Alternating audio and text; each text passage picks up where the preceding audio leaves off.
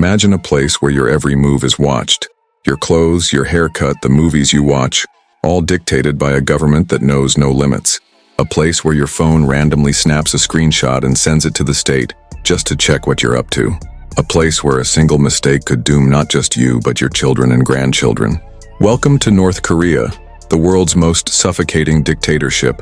They call it the Democratic People's Republic of Korea, but there's nothing democratic about it. Here, daily life feels like a prison sentence.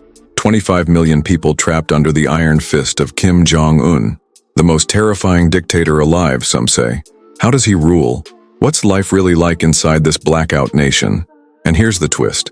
A silent rebellion is brewing, led by the unlikeliest heroes, North Korean women. Stick around, friends, because this story will leave you stunned. Let's start with a story that rips your heart out. In 1981, a pregnant woman was thrown into North Korea's Camp 14, a political prison buried deep in the mountains. She gave birth there, naming her son Shin Hyuk. Shin didn't choose this life. His family didn't either. See, in North Korea, guilt isn't personal. It's inherited. The government calls it guilt by association. If your grandfather steps out of line, say, criticizes the regime, you, your parents, even your kids could end up behind bars. 3 generations punished for one act. That's why Shin grew up in a cage, his crime being the impure blood of a relative who dared to dream of freedom. Life in Camp 14 was hell. Shin survived on watery corn porridge, scraping by with grass and rats when hunger clawed at his gut. Around 20,000 prisoners shared this nightmare, governed by simple rules. Try to escape, you're shot. Overhear an escape plan and don't snitch? Shot. At 13, Shin overheard his mother and brother whispering about fleeing. Starving and naive, he told the guards, hoping for a scrap of food. 7 months later, they dragged him to a field, forced him to the front row, and made him watch as they hanged his mother and shot his brother dead. Then, for 6 months, they tortured him. Beatings, burns, the works. In 2005, at 23, Shin took a chance. With a friend, he bolted for the electric fence.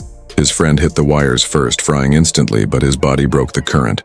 Shin crawled over him, burning his legs, and stumbled into China, then South Korea.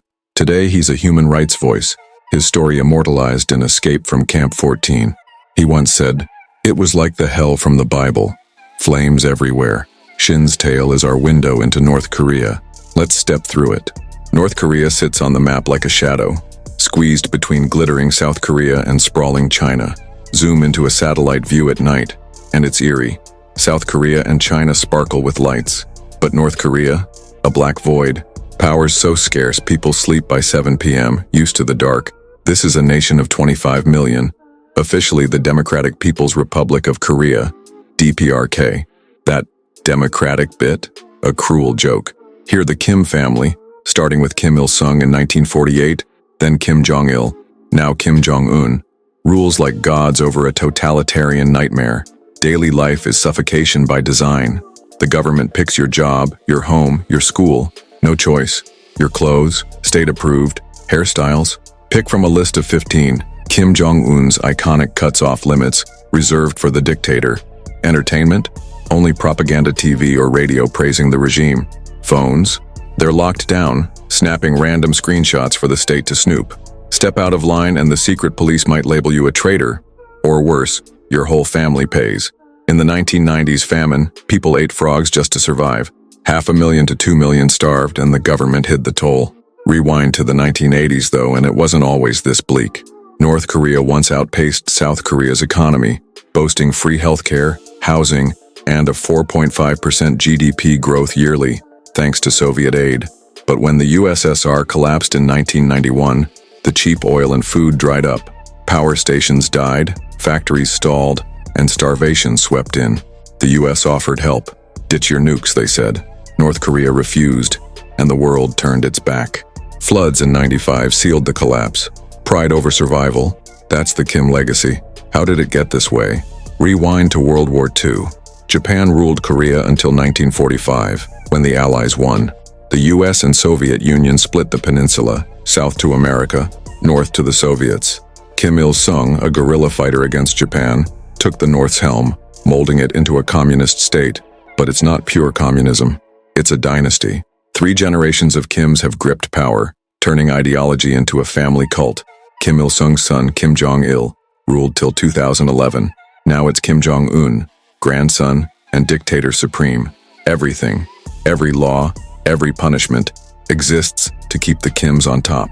Control is total. Education's free but mandatory, and it's propaganda from day one. Tales of Kim greatness, not learning.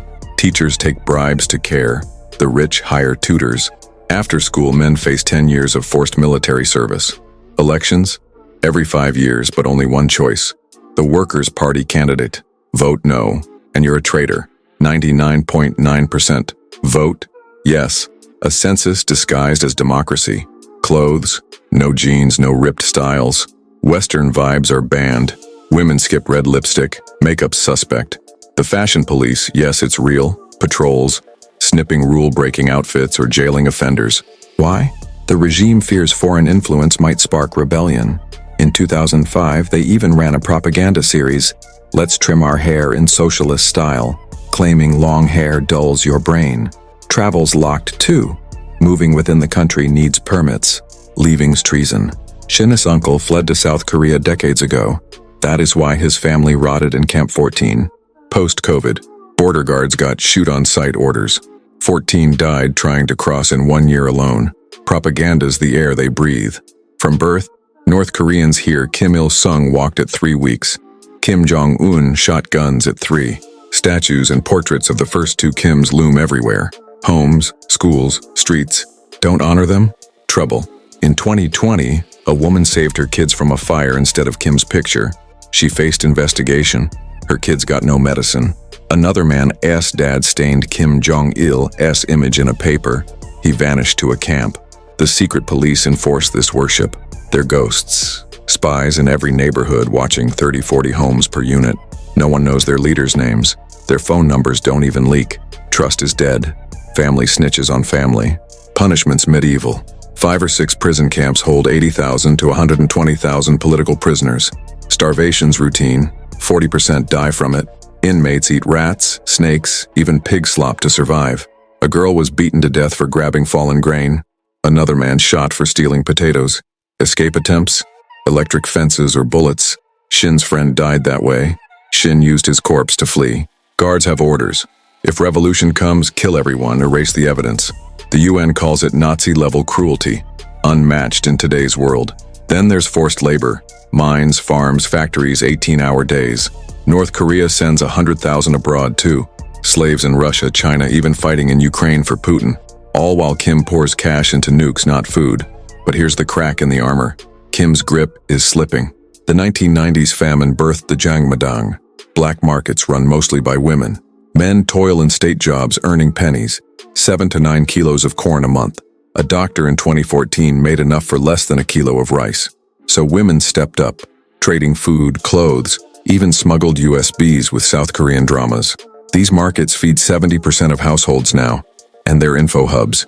People whisper about freedom, glimpse the outside world. Yang, who fled in 2010, said K-dramas woke her up. She saw lives she couldn't imagine. Data backs it. 81% of defectors had USBs. 98% carried illegal media. Smuggling's rampant. DVDs once, now USBs hidden from random power cuts meant to catch viewers. The government fought back. In 2009, they revalued the currency to crush private wealth. It backfired. People rioted, united for once. The regime apologized, a rare retreat. Corruption's another chink. Bribes let you dodge rules. Teachers, officials, even cops take cash to look away. Shimin Huh, who escaped in 2013, watched banned films with friends. Trust grew from shared risk. Women lead this quiet revolt, chipping at the propaganda wall. It's early days, but the seeds are there. Unity, truth, defiance. Could this topple 75 years of Kim rule? History says every dictator plants their own downfall. Let's hope North Korea's next. North Korea's a warning.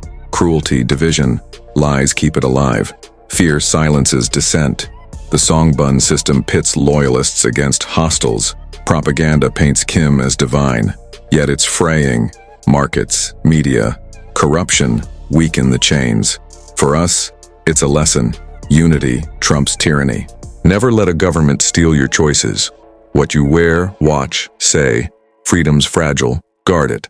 What's life like under the world's scariest dictator? Suffocating, brutal, but not unbreakable. Share your thoughts. Could this rebellion succeed? Like and subscribe for more eye-openers. Next, we'll dive into another dictator's rise, Hitler's W2's story. Thanks for watching. Stay free, stay curious.